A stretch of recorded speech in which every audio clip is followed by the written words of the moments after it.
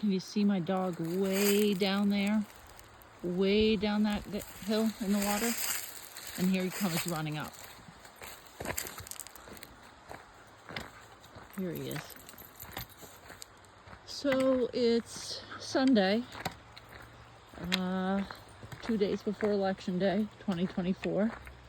And without getting too political, I'd like to put this out as a reminder for everyone to really keep it in the front of mind for the next 2 days, to be civil, to understand that there's more than one point of view. Yes, the country is extremely divided. And yes, there are concerns about the integrity of our elections. Yes, I'm in Pennsylvania and we are already experiencing fraudulent ballots being investigated by our DA office. So we know that that's happening, and it's very concerning. But we have to remain calm, and everybody's got their right to their viewpoint. Well, we all think we're correct, so let's remember not to sacrifice family relationships or friendships because of this election and because we have different thoughts on the election. Let's see if some of our neighbors need help getting to the polls. I myself already put my ballot in.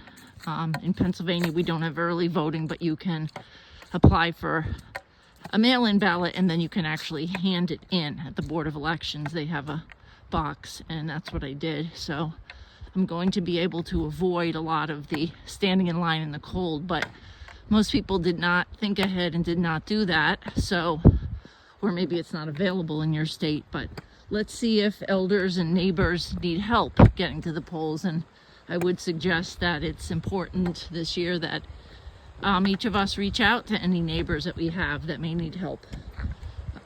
Or young people that may be disabled or maybe don't have a working vehicle or don't have a car. We can all do our part there and help them.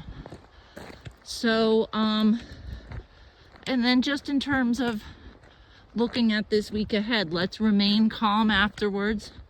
We're all going to have our strong feelings. Some will be very excited. Some will be very disappointed. Some will be frustrated. Some may believe that there's been interference.